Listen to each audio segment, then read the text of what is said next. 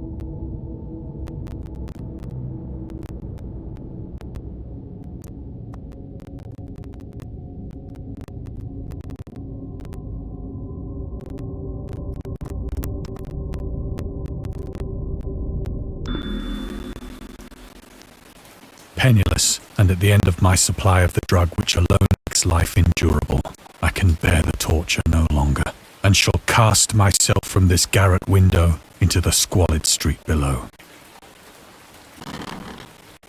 Do not think from my slavery to morphine that I am a weakling or a degenerate. When you have read these hastily scrawled pages, you may guess, though never fully realize, why it is that I must have forgetfulness or death.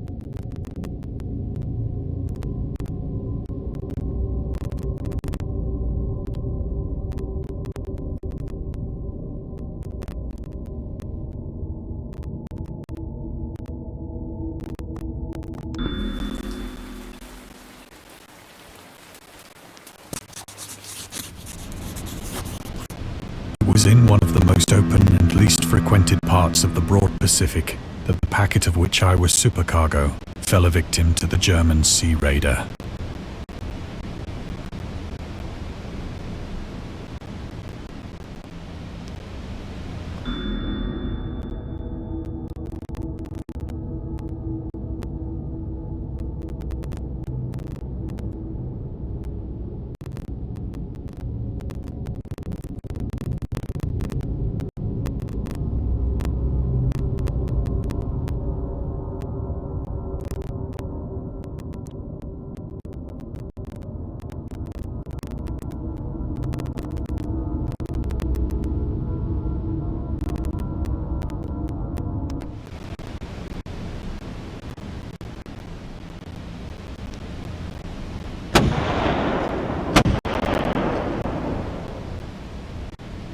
The Great War was then at its very beginning, and the ocean forces of the Hun had not completely sunk to their later degradation.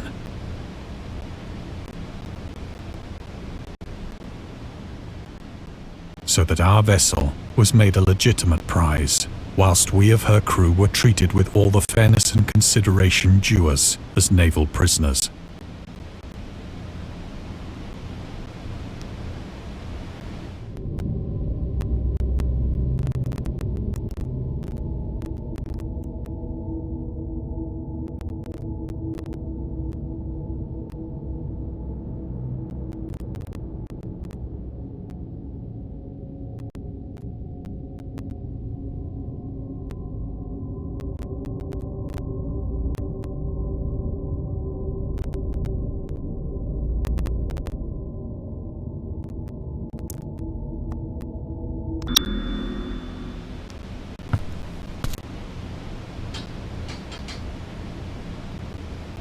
So liberal, indeed, was the discipline of our captors, that 5 days after we were taken, I managed to escape alone, in a small boat, with water and provisions for a good length of time.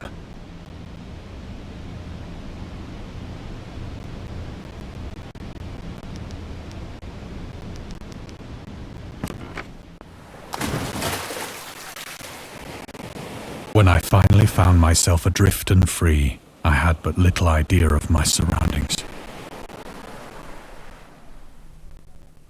Never a competent navigator, I could only guess vaguely by the sun and stars that I was somewhat south of the equator.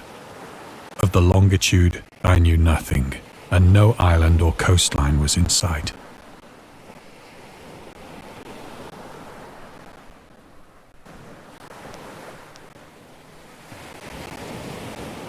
The weather kept fair, and for uncounted days I drifted aimlessly beneath the scorching sun, waiting either for some passing ship or to be cast on the shores of some habitable land.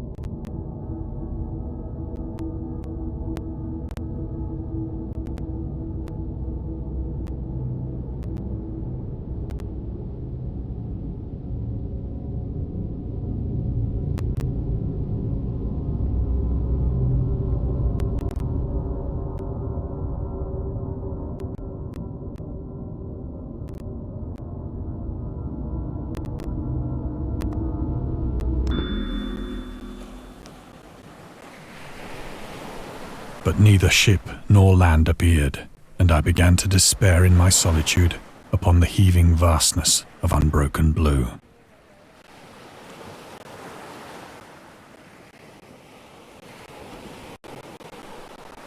The change happened whilst I slept. Its details I shall never know, for my slumber, though troubled and dream-infested, was continuous.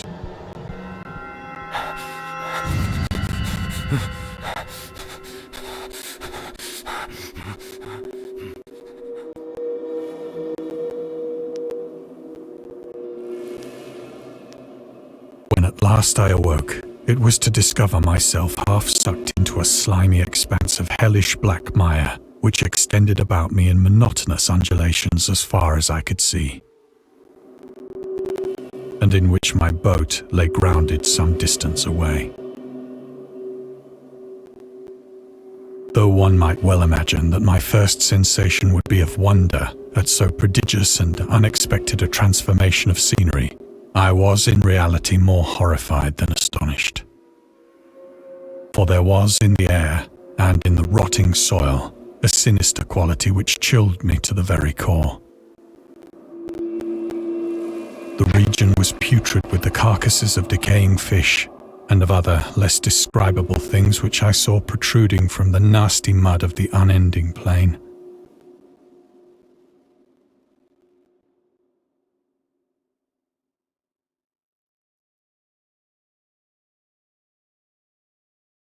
Perhaps I should not hope to convey in mere words the unutterable hideousness that can dwell in absolute silence and barren immensity.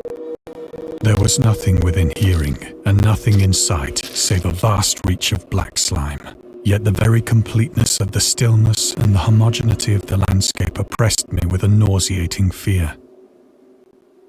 The sun was blazing down from a sky which seemed to me almost black in its cloudless cruelty, as though reflecting the inky marsh beneath my feet.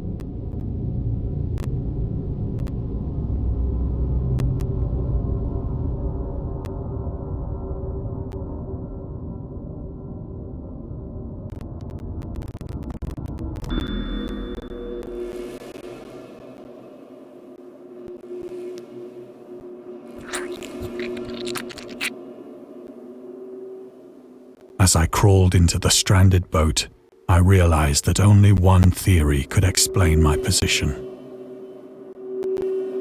Through some unprecedented volcanic upheaval, a portion of the ocean floor must have been thrown to the surface, exposing regions for which innumerable millions of years had lain hidden under unfathomable watery depths. So great was the extent of the new land which had risen beneath me that I could not detect the faintest noise of the surging ocean, straining my ears as I might. Nor were there any seafowl to prey upon the dead things.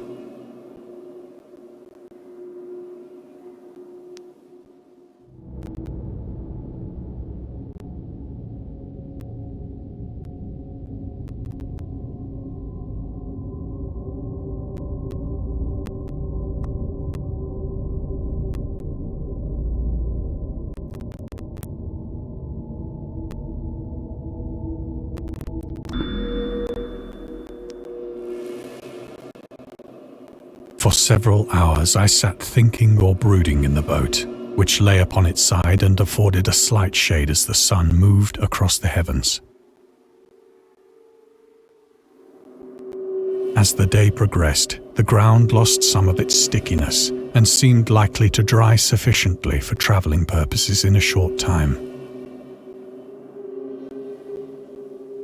That night I slept but little, and the next day I made for myself a pack containing food and water, preparatory to an overland journey in search of the vanished sea and possible rescue.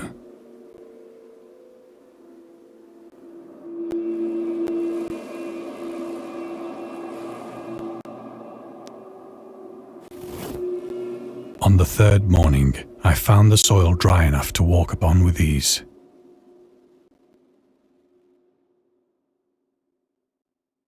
The odor of the fish was maddening, but I was too much concerned with graver things to mind so slight an evil, and set out boldly for an unknown goal.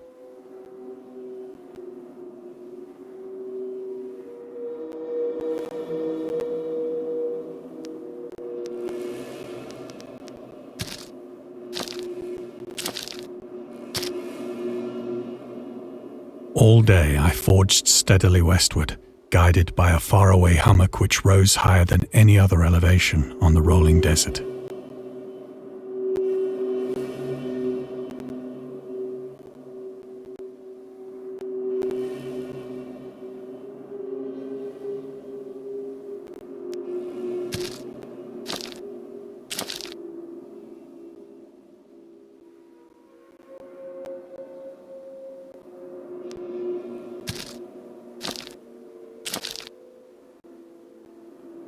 That night, I encamped, and on the following day still travelled toward the hummock, though that object seemed scarcely nearer than when I had first espied it.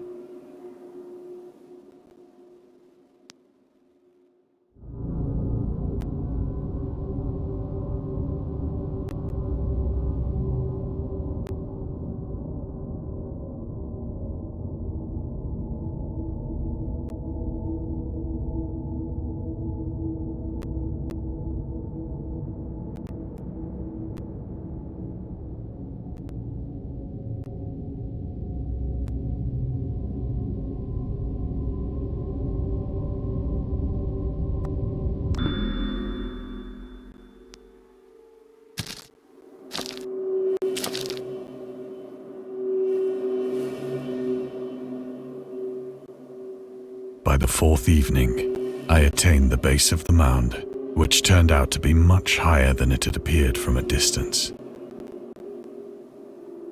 An intervening valley setting it out in sharper relief from the general surface. Too weary to ascend, I slept in the shadow of the hill. I know not why my dreams were so wild that night. But ere the waning and fantastically gibbous moon had risen far above the eastern plain, I was awake in a cold perspiration, determined to sleep no more. Such visions as I had experienced were too much for me to endure again, and in the glow of the moon I saw how unwise I had been to travel by day. Without the glare of the parching sun, my journey would have cost me less energy. Indeed, I now felt quite able to perform the ascent which had deterred me at sunset. Picking up my pack, I started for the crest of the eminence.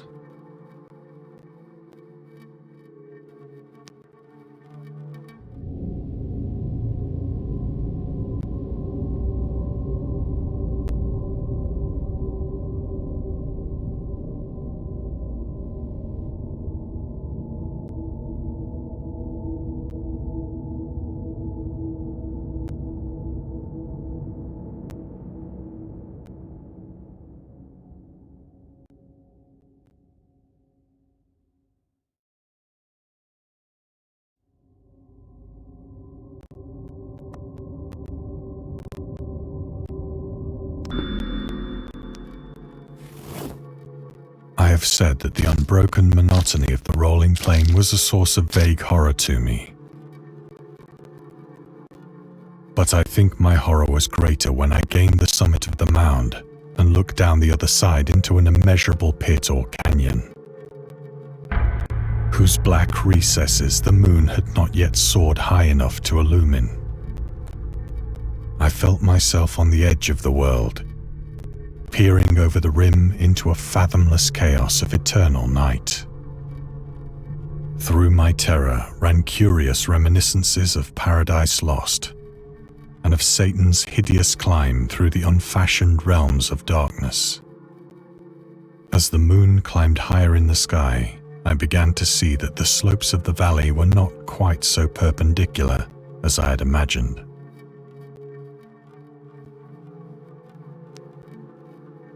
Ledges and outcroppings of rock afforded fairly easy footholds for a descent, whilst after a drop of only a few hundred feet, the declivity became very gradual.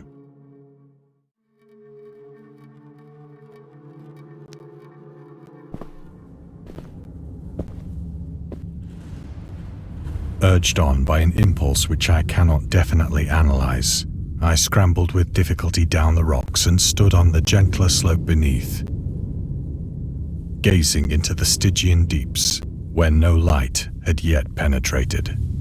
All at once, my attention was captured by a vast and singular object on the opposite slope, which rose steeply about 100 yards ahead of me. An object that gleamed whitely in the newly bestowed rays of the ascending moon.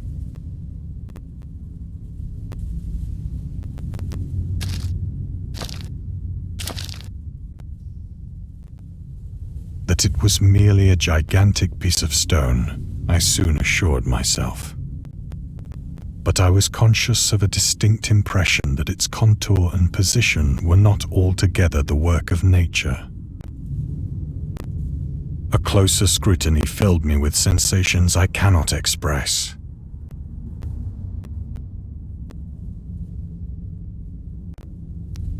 For despite its enormous magnitude, and its position in an abyss which had yawned at the bottom of the sea since the world was young, I perceived beyond a doubt that the strange object was a well-shaped monolith,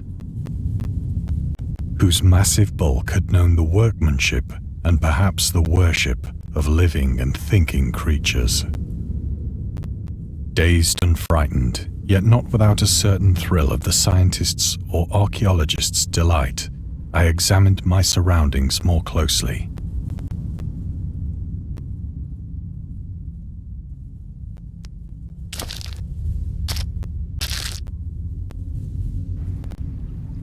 The moon, now near the zenith, shone weirdly and vividly above the towering steeps that hemmed in the chasm, and revealed the fact that a far-flung body of water flowed at the bottom, winding out of sight in both directions and almost lapping my feet as I stood on the slope.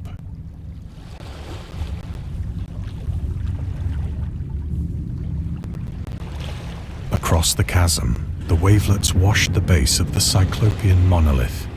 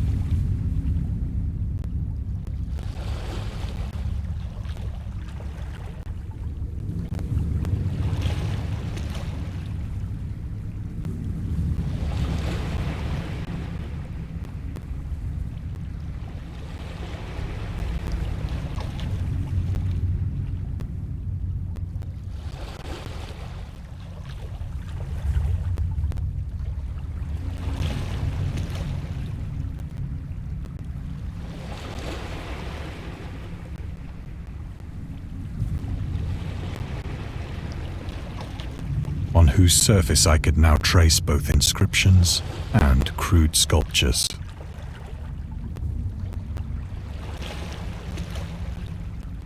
The writing was in a system of hieroglyphics unknown to me and unlike anything I had ever seen in books, consisting for the most part of conventionalized aquatic symbols such as fishes, eels, octopi, crustaceans, mollusks, whales, and the like. Several characters obviously represented marine things which are unknown to the modern world, but whose decomposing forms I had observed on the ocean-risen plain. It was the pictorial carving, however, that did most to hold me spellbound.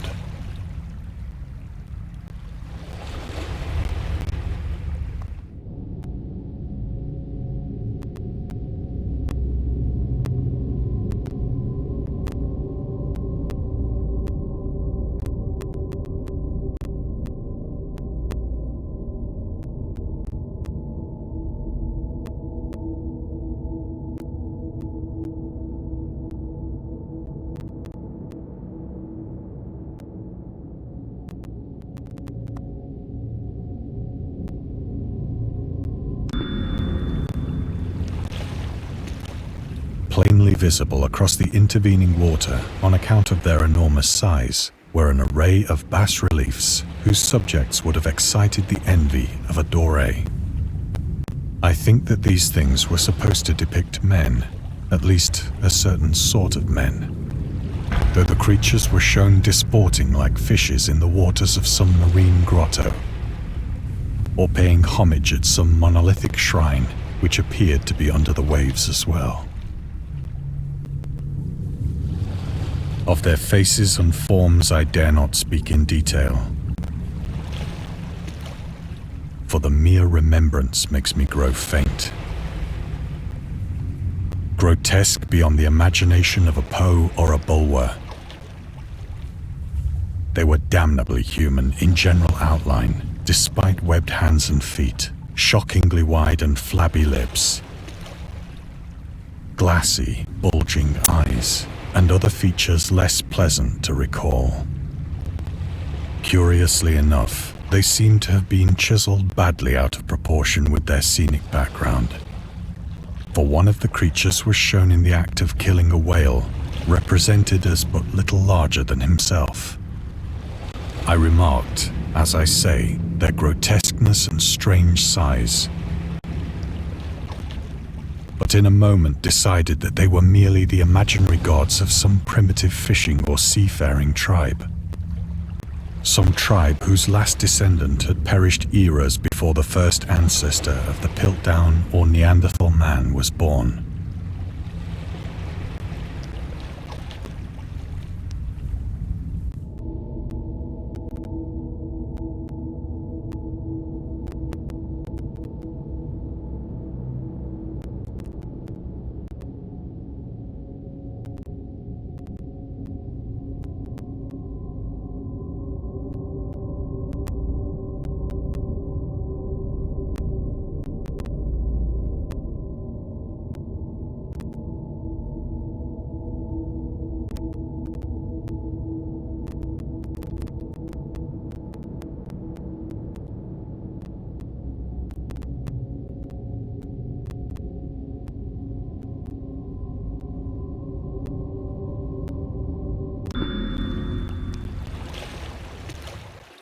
Awestruck at this unexpected glimpse into a past beyond the conception of the most daring anthropologist, I stood musing whilst the moon cast queer reflections on the silent channel before me. Then, suddenly, I saw it. With only a slight churning to mark its rise to the surface, the thing slid into view above the dark waters. Polyphemus-like and loathsome, it darted like a stupendous monster of nightmares to the monolith, about which it flung its gigantic scaly arms, the while it bowed its hideous head and gave vent to certain measured sounds.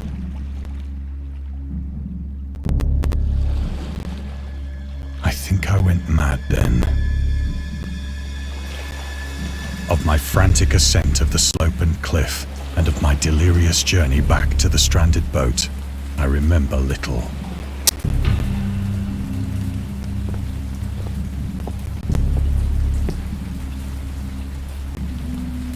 I believe I sang a great deal and laughed oddly when I was unable to sing.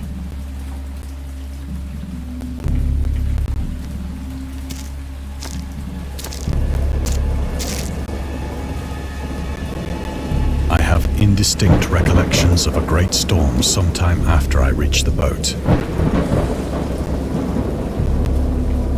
At any rate, I know that I heard pearls of thunder and other tones which nature utters only in her wildest moods.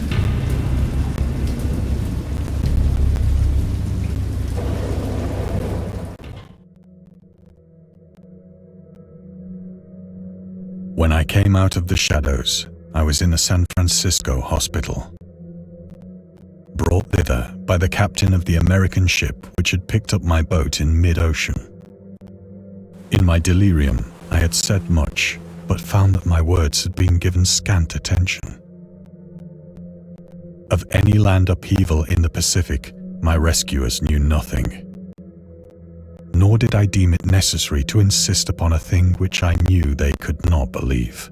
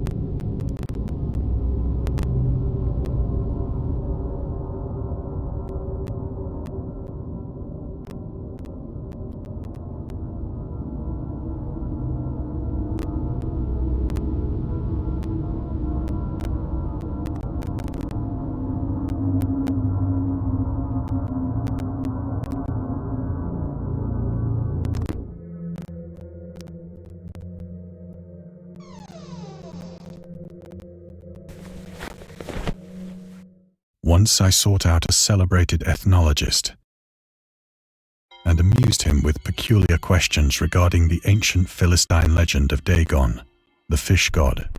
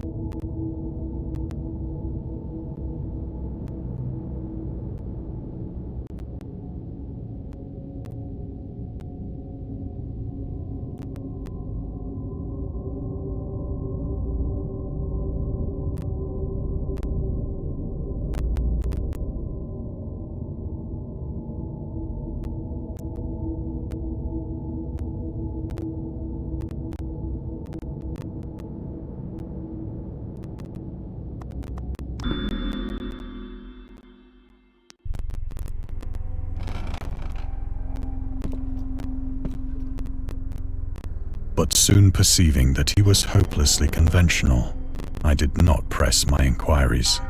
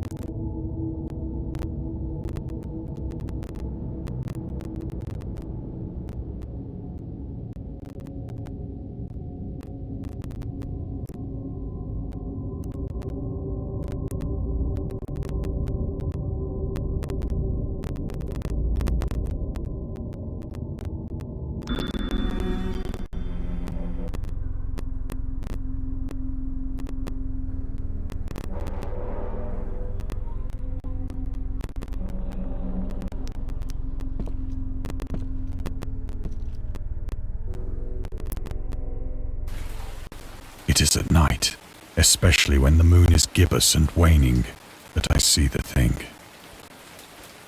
I tried morphine, but the drug has given only transient surcease and has drawn me into its clutches as a hopeless slave.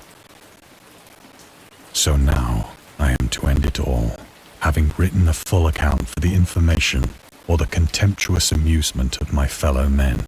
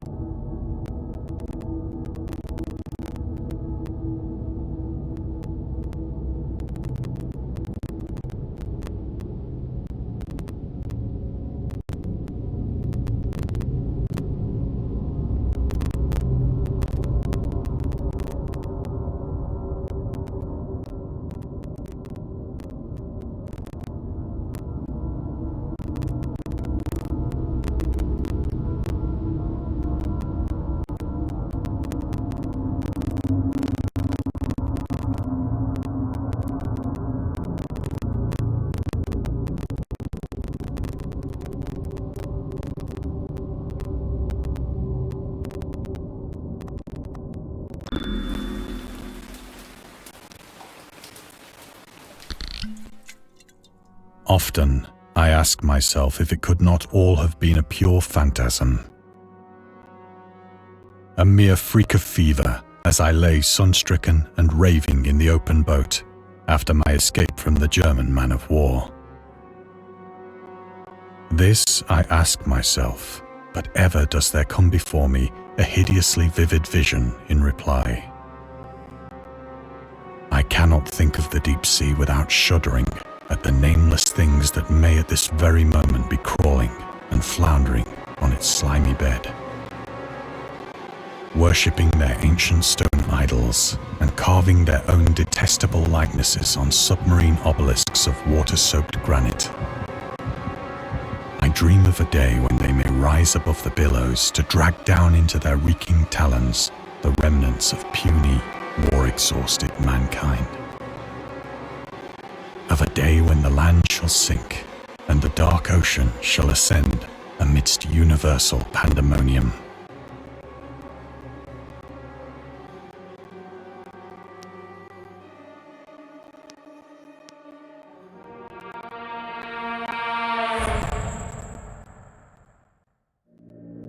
The end is near. I hear a noise at the door, as of some immense slippery body lumbering against it. It shall not find me.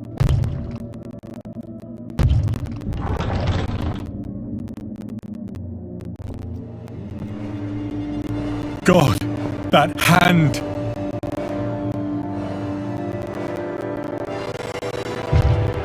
The window! The window!